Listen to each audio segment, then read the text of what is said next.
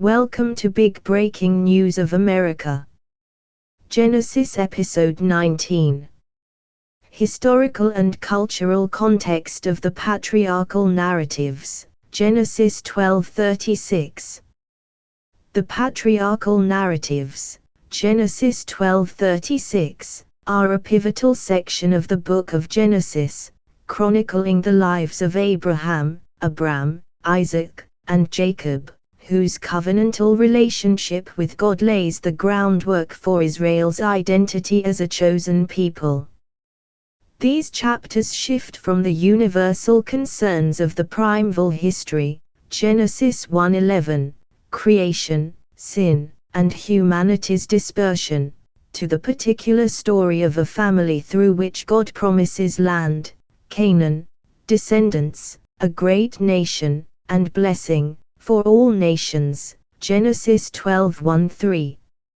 Organized by the Toledo Generations formula, the narratives weave episodic stories of faith, conflict, divine intervention, and human frailty into a cohesive arc that prepares for Israel's emergence in the Torah's later books, Exodus, Deuteronomy. The historical and cultural context of Genesis 12:36 is multifaceted, encompassing the Middle Bronze Age, c. 2000–1500 BCE, setting depicted in the stories, the ancient Near Eastern cultural parallels that inform their motifs, the Babylonian exilic period, 587–539 BCE, that likely shaped their final composition, and the oral tradition roots that preserved them before written form. These contexts ground the narratives in a historical milieu, enhance their theological resonance, and ensure their relevance for ancient and modern audiences.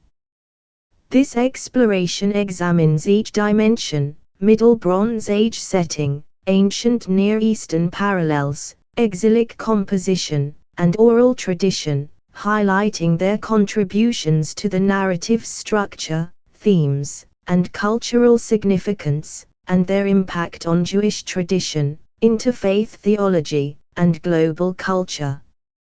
1 Middle Bronze Age setting, c. 2000–1500 BCE. The patriarchal narratives are set in the Middle Bronze Age, c. 2000–1500 BCE, a period that provides the historical backdrop for the stories of Abraham, Isaac, and Jacob. This setting, depicted through the patriarchs' semi-nomadic lifestyle, interactions with regional peoples, and socio-economic practices, aligns with archaeological and textual evidence from the ancient Near East, lending a sense of historical plausibility to the narratives while serving theological purposes. Semi-nomadic lifestyle and geography. The patriarchs are portrayed as semi-nomadic herders, moving between Canaan, Egypt, and Mesopotamia with their flocks and households. Abraham migrates from Haran to Canaan, Genesis 12:1-9, sojourns in Egypt, Genesis 12:10-20, and settles in Hebron, Genesis 13:18. Isaac resides in Gerar, Genesis 26:1-6, and Jacob travels to Haran, Genesis 28:10-29-1, before returning to Canaan, Genesis 33:18. This mobility reflects the pastoralist lifestyle of Middle Bronze Age tribes, such as the Amorites, who migrated across the Fertile Crescent. Specific locations: Shechem, Bethel, Hebron, and Beersheba in Canaan, Gerar in the Negev, Haran in Mesopotamia, match known Middle Bronze Age settlements. Archaeological evidence, such as the execration texts, c. 19th century BCE, confirms the existence of Canaanite cities like Shechem and Jerusalem, possibly Salem, Genesis 14:18. The narrative's geographic accuracy, such as the oaks of Mamre, Genesis 13:18, or the ladder at Bethel, Genesis 28 hours 12 minutes, suggests familiarity with Canaan's topography, enhancing the story's realism. The depiction of famines, Genesis 12:10, 26:1, driving the patriarchs to Egypt or Ur aligns with climatic fluctuations in the Middle Bronze Age, as evidenced by reduced Nile flood records and regional drought patterns. Socioeconomic practices. The narratives reflect Middle Bronze Age socioeconomic norms. Abraham's wealth in livestock, silver, and gold, Genesis 13:2, and his negotiation for the cave of Machpelah, Genesis 23:320, mirror trade and land transactions in texts like the Marie Archives, which document pastoralist agrarian interactions. The use of silver as currency, Genesis 23:16, aligns with early 2nd millennium BCE economic practices. Family dynamics, such as arranged marriages, Genesis 24, surrogate motherhood, Genesis 16, and inheritance disputes, Genesis 25:29-34, 27, parallel customs in Mesopotamian legal codes, such as the Code of Hammurabi, c. 1754 BCE. For example, Hagar's role as a surrogate, Genesis 16, resembles Nuzi adoption contracts, where servants bore children for barren wives. Abraham's military campaign to rescue Lot, Genesis 14, and his alliances with local leaders like Abimelech, Genesis 20:14-18, 21:22-34, reflect tribal warfare and diplomacy, consistent with Middle Bronze Age coalitions documented in the Amarna letters, c. 14th century BCE, slightly later but reflective of earlier patterns. Cultural and religious practices. The patriarch's construction of altars, Genesis 12:7, 26 hours 25 minutes, 35:17, and invocation of God's name, Genesis 12:8, align with Canaanite cultic practices, such as open-air sanctuaries at Shechem and Bethel, evidenced by archaeological finds like the Balu Astle. However, their monotheistic worship of the Lord, YHWH, distinguishes them from polytheistic neighbors, reflecting a theological innovation. The mention of Philistines in Jura, Genesis 21:32, 26:1, is anachronistic, as Philistines arrived in Canaan during the Late Bronze Age, c. 1200 BCE. This likely reflects later editorial updates, but the narrative's depiction of Jura as a regional hub fits Middle Bronze Age trade routes. Ritual practices, such as circumcision, Genesis 17:10-14, were common in Egypt and parts of Canaan, but their covenantal significance in Genesis is unique, marking Israel's distinct identity. Theological and narrative function. The Middle Bronze Age setting grounds the patriarchs in a historical milieu, making their stories relatable to ancient audiences familiar with semi-nomadic life and regional dynamics. It provides a tangible backdrop for the covenantal promises, with Canaan as the promised land, Genesis 12:7. The setting serves theological purposes, portraying the patriarchs as sojourners, Genesis 23:4, whose faith in God's promises contrasts with settled Canaanite cultures, foreshadowing Israel's distinct identity, Leviticus 20:26. For the exilic audience, 587–539 BCE. The Bronze Age setting evoked a golden age of ancestral faith, offering hope for return to Canaan, as mirrored in Abraham's migration and Jacob's homecoming, Genesis 33. Cultural significance. The Middle Bronze Age setting enhances the narrative's historical credibility, informing modern biblical archaeology, which seeks parallels in sites like Tel el-Dabeh, Avaris, for Egyptian Suggens or Hazor for Canaanite cities. It positions Genesis 12:36 as a bridge between myth and history, blending theological narrative with historical memory, appealing to ancient and modern audiences seeking roots in the past. The setting's pastoral imagery, tents, flocks, wells, resonates in Jewish liturgy and art, symbolizing simplicity and divine dependence, while influencing global pastoral narratives in literature and folklore. Two ancient Near Eastern parallels.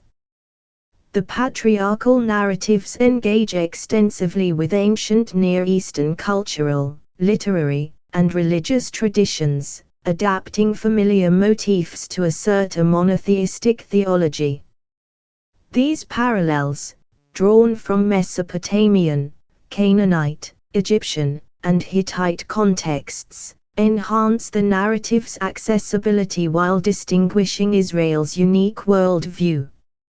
Mesopotamian parallels. Covenant structure.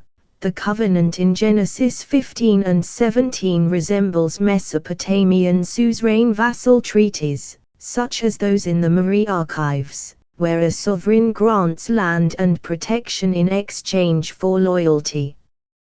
The covenant between the pieces, Genesis 15:7-21, with its ritual of divided animals, parallels Babylonian treaty ceremonies, but its monotheistic focus, God alone passing through the pieces, emphasizes divine initiative, unlike bilateral pacts.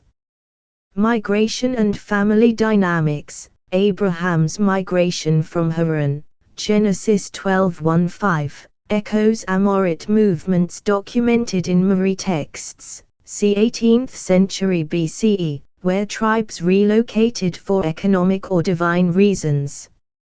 Family practices, such as Hagar's surrogacy, Genesis 16, and adoption considerations, Genesis 15:2-3, mirror Nuzi texts, which outline servant roles in inheritance. Moral and epic narratives.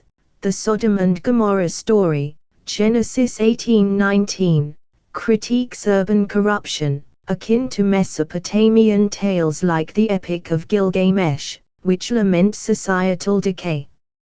Abraham's intercession, Genesis 18:22-33, parallels Babylonian prayers for divine mercy, but his monotheistic dialogue with God is distinctive. Cultural significance. Engaging Mesopotamian motifs made the narratives relatable to audiences familiar with Babylonian culture, especially during the exile, while the monotheistic theology asserted Israel's distinct identity, countering polytheistic influences. Canaanite influences. Cultic practices.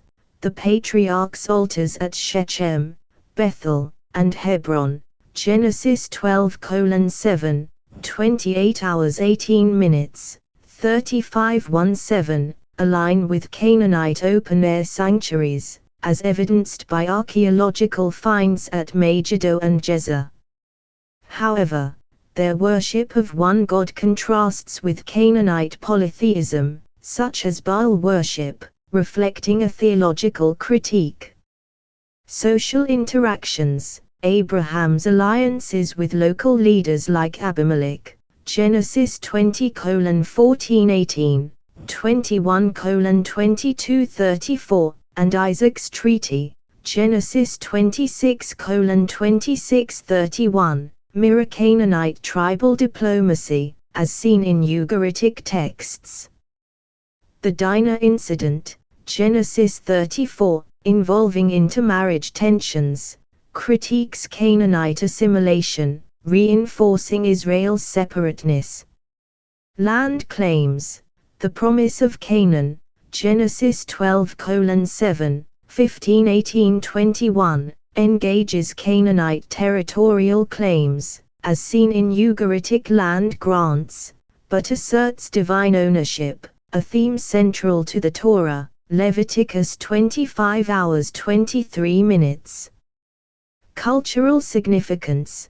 Canaanite parallels positioned Genesis 12:36 as a theological counterpoint, affirming monotheism in a polytheistic region, vital for Israel's identity during the monarchic, c. 1587 BCE, and exilic periods. Egyptian parallels. Sojourns and diplomacy. Abraham's and Isaac's sojourns in Egypt and Gerar, Genesis 12:10-20, 26:6-11, reflect Middle Bronze Age trade and migration patterns, with Tel el-Dabeh, Hyksos' capital, evidencing Semitic presence in Egypt. The wife-sister motif parallels Egyptian diplomatic marriages, as seen in Amanna letters, where rulers exchanged women for alliances. Economic and environmental motifs. Abraham's wealth, Genesis 13:2, and Isaac's agricultural success, Genesis 26:12-14, echo Egyptian economic prosperity, while famines, Genesis 12:10, 26:1, align with Nile flood variability, documented in Middle Kingdom texts. Universal blessing. The covenant's universal blessing, Genesis 12:3, counters Egyptian imperial ideologies, which claimed divine favor for pharaohs, asserting Israel's God as supreme, a message resonant in the exilic context. Cultural significance. Egyptian parallels made the narratives accessible to audiences familiar with Egypt's influence, while the monotheistic theology distinguished Israel's worldview, enhancing its relevance in diaspora settings. Hittite and other regional influences. Legal and social norms. Abraham's purchase of Machpelah, Genesis 23, follows Hittite land transaction protocols, as seen in Borsky texts, emphasizing formal negotiations. Jacob's treaty with Laban, Genesis 31:44-54, resembles Hittite peace agreements, reflecting regional diplomacy. Sibling rivalry. The rivalry between Jacob and Esau, Genesis 25:33, parallels Hurrian myths of competing brothers, but Genesis' focus on divine reconciliation, Genesis 33, is unique, aligning with monotheistic ethics.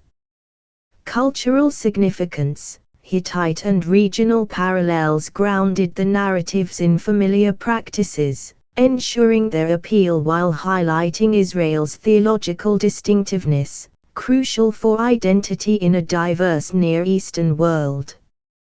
Theological innovation. While drawing on ancient Near Eastern motifs, Genesis 12:36 transforms them to assert monotheism, covenantal theology, and universal blessing. The patriarchs' faith in one God, rejection of idolatry, and ethical focus, for example, Abraham's intercession, Genesis 18:22-33, contrast with regional polytheism and imperial ideologies. This innovation shapes the Torah's narrative, linking the patriarchs to the Exodus and Sinai, and positions Israel as a distinct people with a global mission, Genesis 12:3. Cultural impact. The engagement with ancient Near Eastern traditions made Genesis 12:36 a cultural bridge, accessible to ancient audiences and preserved in Jewish tradition through synagogue readings and study.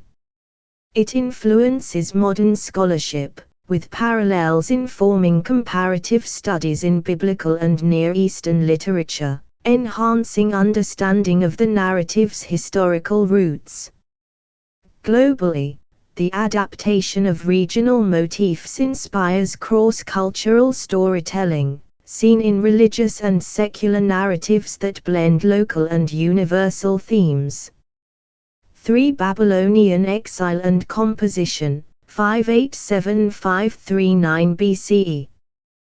The patriarchal narratives likely reached their final form during or shortly after the Babylonian exile, 587–539 BCE, a period of profound crisis for Judah following the destruction of Jerusalem and the Temple. This exilic context shaped the narrative's themes, structure, and theological emphasis, addressing the needs of a displaced people while preserving their identity and hope. Historical context of the exile. The Babylonian conquest of Judah in 587 BCE led to the exile of elites to Babylon, disrupting Judah's political, religious, and social structures. The loss of land, temple, and monarchy challenged Israel's covenantal identity, raising questions about God's faithfulness, for example, Psalm 137. In Babylon, Jews faced cultural assimilation pressures, living among a dominant polytheistic culture with advanced literature, religion, and administration, as evidenced by the Enuma Elish and Babylonian chronicles.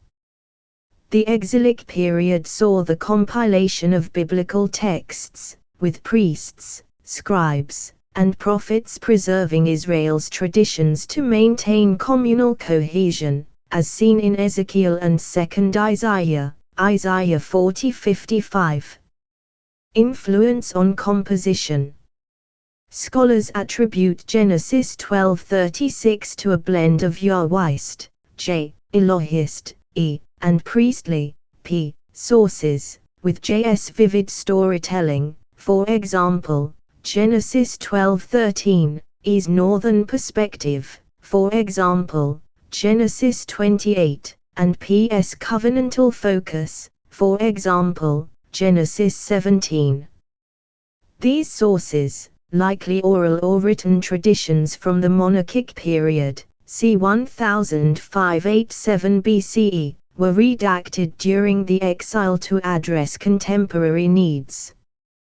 The Toledo structure, organizing the narratives into genealogical and narrative sections, Genesis 11:27, 25 hours 12 minutes, 25 hours 19 minutes, 36:1, reflects priestly emphasis on continuity, reassuring exiles of their ancestral heritage. The emphasis on divine faithfulness, seen in God's repeated promises, Genesis 12:1-3, 26:3-5, 28:13-15, and interventions, for example, Genesis 21:17, 31 hours 24 minutes, countered exilic despair, affirming God's commitment despite Judah's loss. Theological and narrative shaping. Land and return. The promise of Canaan, Genesis 12:7, 15-18-21, resonated with exilic hopes for restoration, as articulated in Ezekiel 37 and Ezra Nehemiah. Abraham's purchase of Machpelah, Genesis 23, and Jacob's return to Canaan, Genesis 33, mirrored aspirations to reclaim the homeland. Sojourning and exile. The patriarch's sojourner status, Genesis 12:10, 23:4, 26:1, paralleled the exile's displacement, offering a model of faith in God's guidance, as seen in Abraham's migration, Genesis 12:1-9, and Jacob's escape from Laban, Genesis 31. Universal blessing, the covenant's universal blessing, Genesis 12:3, countered Babylonian imperial claims, positioning Israel's God as sovereign over all nations, a theme echoed in 2nd Isaiah, Isaiah 45:22-23. Family continuity, the genealogies, Genesis 25:12-18, 36, and focus on descendants, for example, Jacob's 12 sons, Genesis 29:30, reinforced Jewish identity in diaspora, encouraging communal cohesion amidst cultural pressures.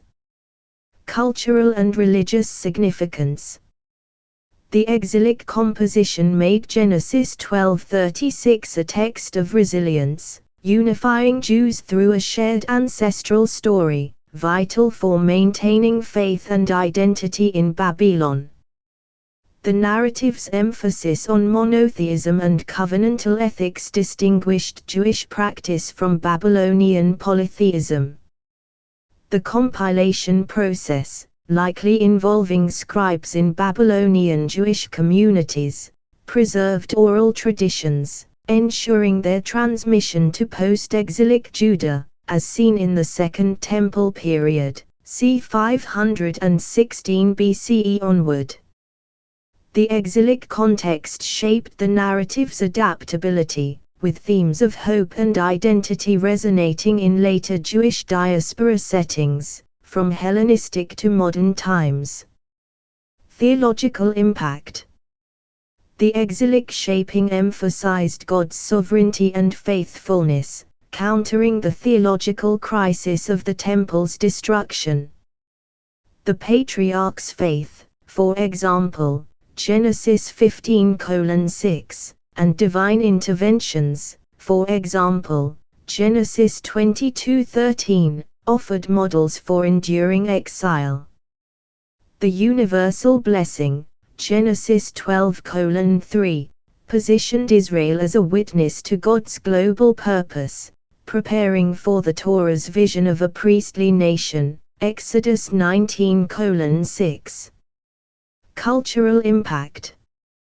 The exilic context informs Jewish tradition, with Genesis 12:36 central to Torah study and liturgy, reinforcing identity through synagogue readings and festivals like Rosh Hashanah, which cite the Akedah, Genesis 22.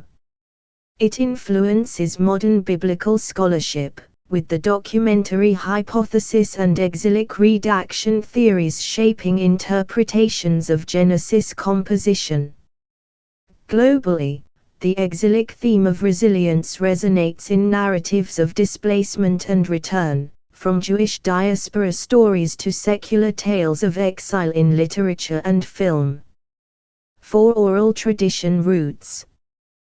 The patriarchal narratives likely originated in oral traditions, recited in tribal or cultic settings before being committed to written form, possibly during the monarchic or exilic periods.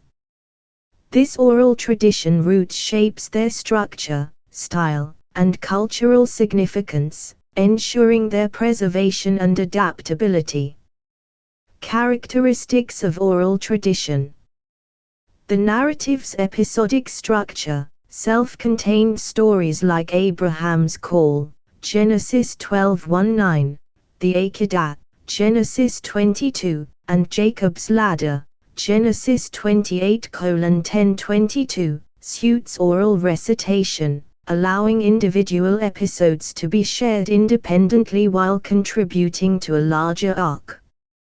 Repetitive motifs, such as the wife-sister stories, Genesis 12:10-20, 21:18, 26:6-11, barrenness overcome, Genesis 16:21, 25 hours 21 minutes, 30 hours 22 minutes, and covenant reaffirmations, Genesis 12:1-3, 26:35, 28:13-15, serve as mnemonic devices, aiding memorization for oral performance. Vivid imagery, E.G., the covenant between the pieces, Genesis 15:7-21, Jacob's wrestling, Genesis 32:22-32, and sparse, powerful dialogue, for example, Abraham's intercession, Genesis 18:22-33, enhance emotional and theological impact, ideal for storytelling in communal settings. The Toledo Formula, Genesis 11:27, 25 hours 12 minutes, 25 hours 19 minutes, 36:1, provides narrative rhythm, linking generations and facilitating transitions in oral recitations. Cultural and social context.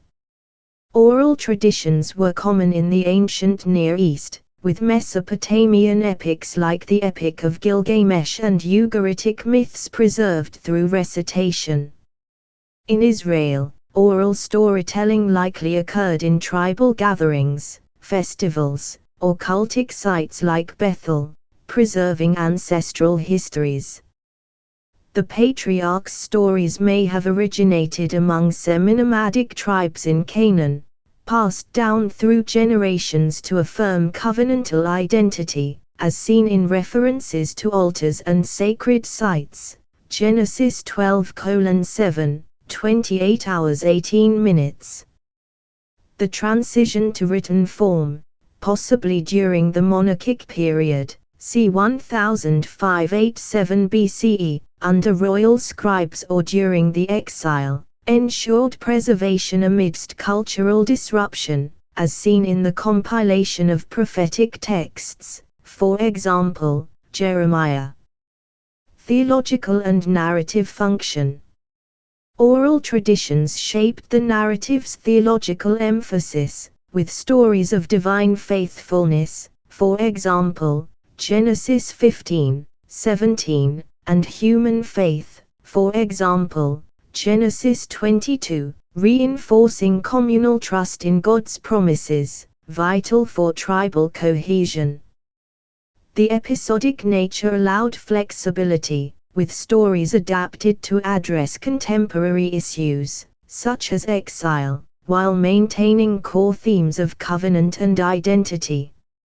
Ambiguities, E.G., Melchizedek's identity, Genesis 14:18-20, the wrestling opponent, Genesis 32:22-32, invited audience engagement, fostering interpretive traditions that enriched the narrative's meaning. Cultural significance. The oral tradition roots made Genesis 12:36 a living text, recited in communal settings to affirm identity and faith, a practice continued in Jewish synagogue readings and study, Shevruta. The transition to written form preserved the narratives for posterity, enabling their integration into the Torah and their influence on Second Temple Judaism and beyond. The oral style, vivid, repetitive, dialogic, resonates in Jewish storytelling traditions, from midrash to modern retellings, and influences global oral literature, seen in epic traditions and folklore. Theological impact.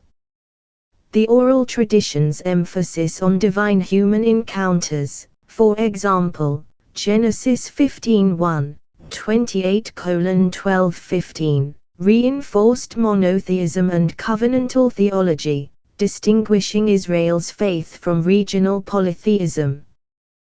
The narrative's adaptability ensured their relevance across generations, addressing theological questions from the monarchy to the exile and beyond. Cultural impact. The oral tradition roots inform Jewish cultural practices, with Genesis 12:36 central to Torah recitation, festivals, and education, fostering communal identity. They influence modern scholarship, with studies of oral formulaic composition, for example, Millman Parry's theories, applied to biblical texts, enhancing understanding of Genesis literary development. Globally, the oral style inspires storytelling traditions, from religious narratives to secular epics, seen in literature, theater, and film. 5. Synthesis, historical and cultural context as narrative foundation. The historical and cultural context of Genesis 12:36, Middle Bronze Age setting, ancient Near Eastern parallels, Babylonian exilic composition, and oral tradition roots, forms the foundation for the patriarchal narrative's narrative, theological, and cultural significance. The Middle Bronze Age setting grounds the patriarchs in a semi-nomadic world of migrations, alliances, and cultic practices, lending historical plausibility while serving theological themes of sojourning and covenant. Ancient Near Eastern parallels engage Mesopotamian, Canaanite, Egyptian, and Hittite motifs, making the narratives accessible yet distinct through monotheism and universal blessing, crucial for Israel's identity in a polytheistic region. The Babylonian exilic context shapes the narrative's final form, addressing displacement with themes of divine faithfulness, land, and hope, unifying Jews in diaspora. The oral tradition roots ensure the narrative's adaptability, with episodic structure, vivid imagery, and repetitive motifs preserving ancestral stories for communal recitation. Together, these contexts enhance the narrative's resonance, bridging historical memory and theological truth, and ensuring their vitality in Jewish tradition, interfaith theology, and global culture. The patriarchal narrative's engagement with their historical and cultural milieu positions them as a timeless text, relevant to ancient exiles and modern audiences seeking meaning in faith, identity, and community. Archaeological and textual contributions. Archaeological finds, Mari texts, Nuzi contracts, execration texts, Amana letters, corroborate the narrative's socio-economic and geographic details, informing biblical studies and public interest in ancient history. The narrative's alignment with ancient Near Eastern literature enhances comparative studies, deepening appreciation of their theological innovation and cultural adaptation. Cultural and religious impact. In Jewish tradition, the historical context informs liturgy, Avo, Rosh Hashanah, education, and Zionism, with the Bronze Age setting and exilic hope reinforcing connection to Israel.